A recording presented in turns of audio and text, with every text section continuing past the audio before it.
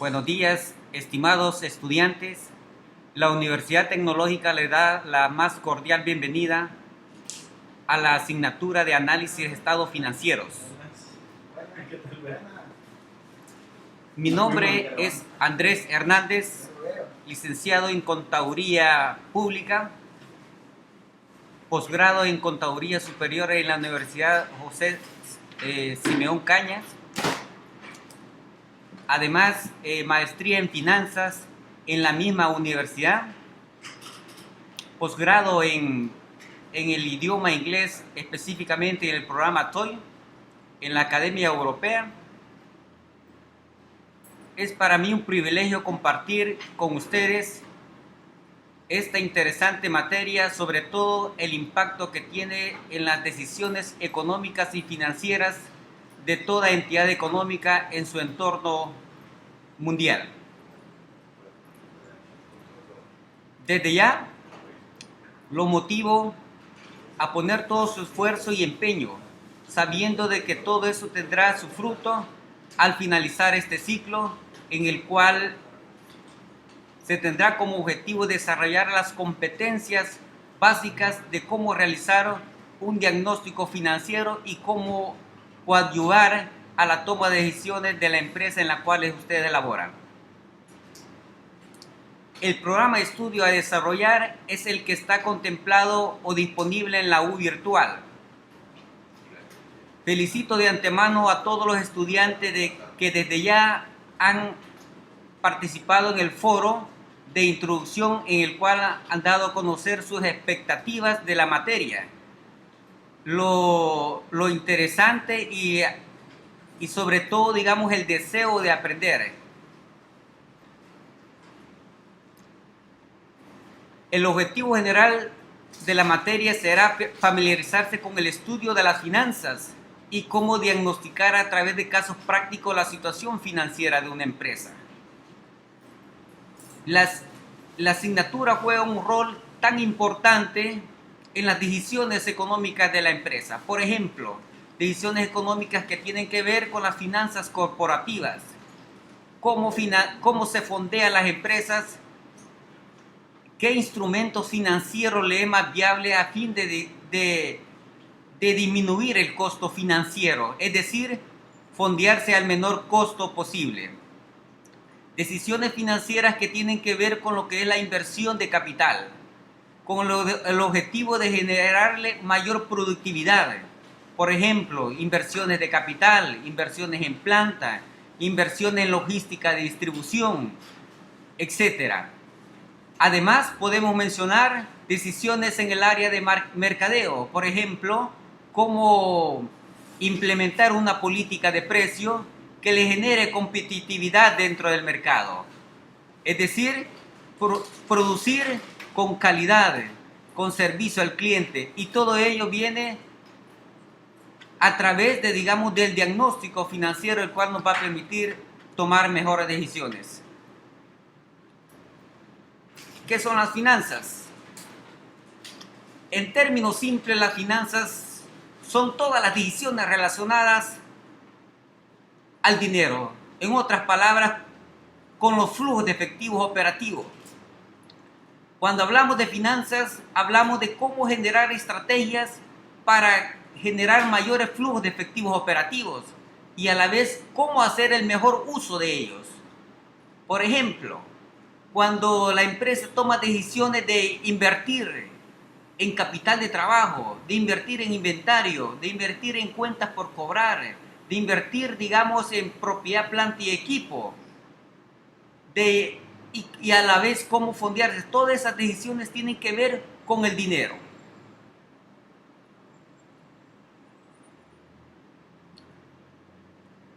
Lo esencial de las finanzas está basado en la técnica financiera del valor presente neto. ¿Qué es el valor presente neto? Es actualizar la sumatoria de los flujos de efectivos operativos descontados a una tasa de descuento, es decir, a una tasa de corte, o como se conoce en los libros de finanzas como el WACC, el costo promedio de capital. Todos ellos descontarlos al valor presente. Es decir, que los flujos de efectivos proyectados del año 1, del año 2, del año 3, traerlos al valor presente para tomar una decisión financiera. De hecho, esta herramienta de valor presente considera el valor del tiempo, del dinero en el tiempo. Es decir, elimina todas aquellas probabilidades de estimaciones contables. A través de ella, el gerente financiero podrá tomar decisiones relacionadas como, por ejemplo, a la valoración de empresas. Las empresas se miden por la capacidad de flujos de generar. Empresa que no genera flujos de efectivos está destinada a permanecer en el mercado un tiempo considerablemente menor. También se pueden tomar decisiones, por ejemplo, con lo que son financiamiento, es decir, qué instrumento financiero utilizará la empresa para fondearse y serán aquellos que le generen menor costo financiero a la empresa. Se pueden tomar decisiones también, por ejemplo, con lo que es las inversiones de capital. Es decir, si tengo un proyecto A o un proyecto B, ¿cuál es el que me genera mayor valor presente neto? Y a través de esta herramienta podemos tomar decisiones también relacionadas a las políticas de crédito. Por ejemplo, en la política de crédito podemos elaborar diferentes escenarios de tal manera que vamos a tomar aquella en la cual la empresa genere mayores flujos de efectivos operativos.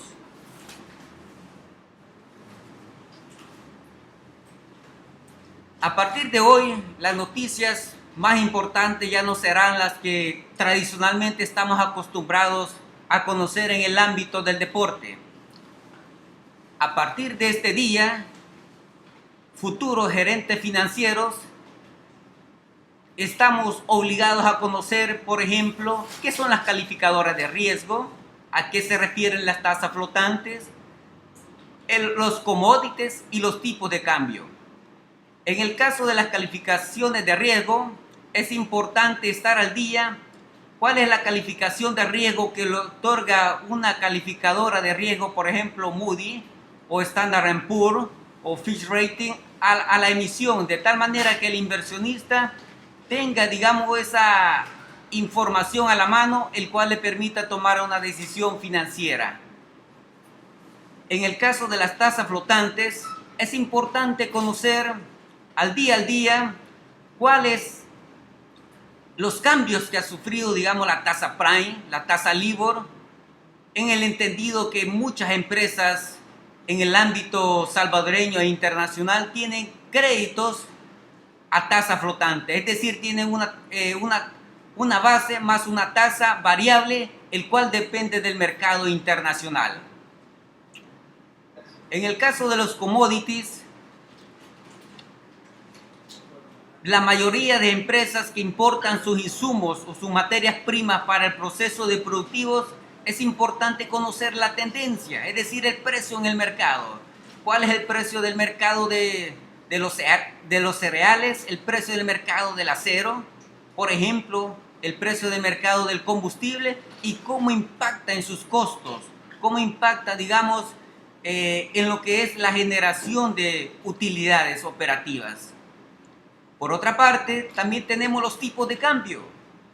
Por ejemplo, ¿cuál es la relación que tiene el dólar con el euro? Es decir, si el dólar se deprecia en relación al euro, las importaciones se encarecerán y por ende impactarán los flujos de efectivo de la empresa. Entonces, como observamos o analizamos, todas estas variables impactan de manera directa las decisiones financieras.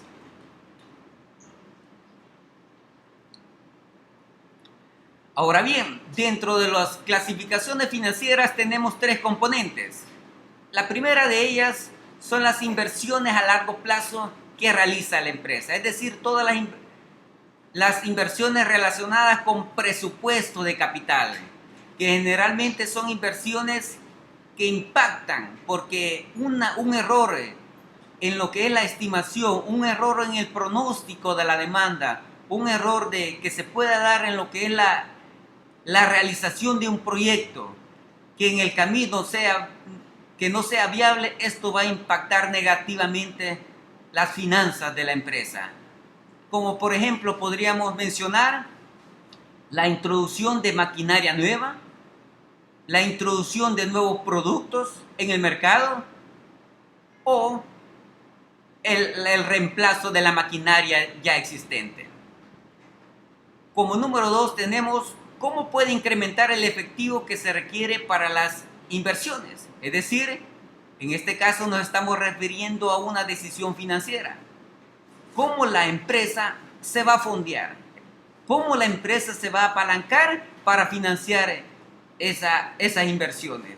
En este contexto, la empresa buscará la mejor combinación financiera de tal manera que le genere menor costo, es decir, financiarse a corto o a largo plazo. En este contexto es importante acotar que los activos circulantes tienen que ser financiados con pasivos de corto plazo y los activos de largo plazo o las inversiones en propiedad, planta y equipo tienen que estar financiados con fondos de largo plazo, es decir, con préstamos o instrumentos de largo plazo, incluyendo el patrimonio. Como número 3, tenemos las decisiones relacionadas al capital de trabajo. Son las decisiones que día a día el financiero o el gerente está al pendiente, el saber cómo mejorar, digamos, la eficiencia del capital de trabajo. Dentro de ello podemos mencionar 3 políticas de cómo administrar el capital de trabajo. La primera de ellas se refiere a la política relajada. ¿Qué significa eso?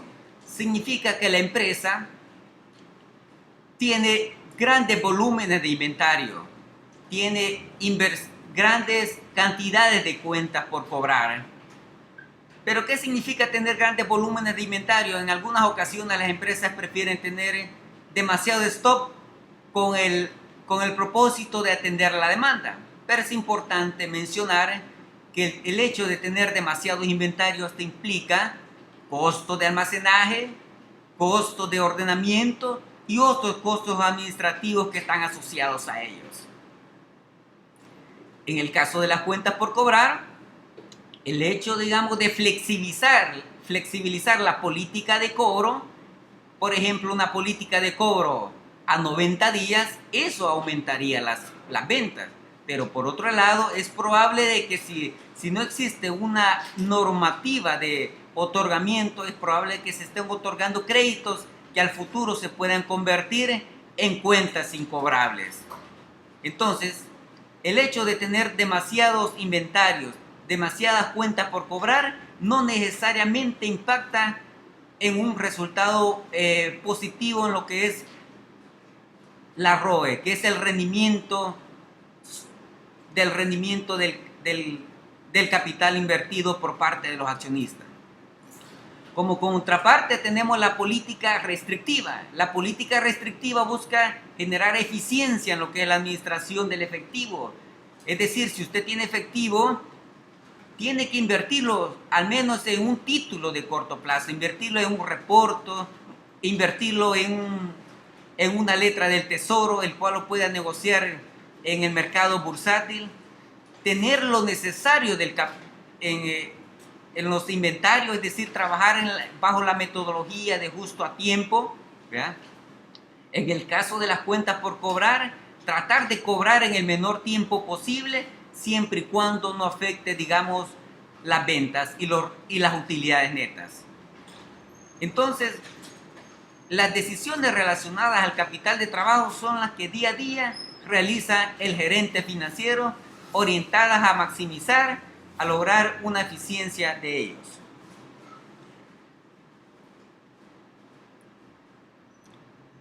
Los conceptos claves para entender las finanzas está basado en la creación de valores.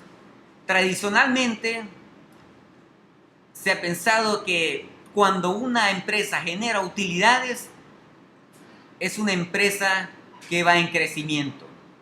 Hoy por hoy se piensa en generar o crear valor en lugar de aumentar los beneficios. Por ejemplo, tenemos el caso famoso de la empresa Enron de los Estados Unidos, que en el 2001 es una empresa de que generó o sobrevalorizó sus ventas, sobrevalorizó sus utilidades a través de una contabilidad creativa. Y eso implicó que el precio de sus acciones fueran hacia la alza en el mercado. Pero ¿qué es lo que sucedió en el corto plazo? La empresa tuvo problemas de liquidez para afrontar sus compromisos, para afrontar las deudas que no habían sido incorporadas en la consolidación de los estados financieros. Entonces, como observamos, la generación de crear valor está ligada a la generación de crear flujos de efectivos operativos. Es decir, una empresa puede estar generando utilidades y no obstante tener problemas de liquidez. En este sentido es importante que las empresas mantengan su equilibrio financiero. ¿Y qué es el equilibrio financiero en finanzas? Es decir, que tenga la capacidad de pagar en el corto plazo. Porque aquella empresa que no paga, por ejemplo, a sus proveedores, tendrá problemas en sus procesos productivos para la planta, y todo eso conlleva a no atender la demanda de los clientes y por lo tanto los consiguientes problemas financieros. Finalmente, crear valor está relacionado con otros objetivos como por ejemplo rendimiento y liquidez. La liquidez es la capacidad de pago en el corto plazo, es decir, generar flujos de efectivos, generar utilidades operativas, la cual le permita a la empresa crecer. En primera instancia, la empresa tiene que enfocarse, mantenerse en el mercado y luego crecer en el largo plazo.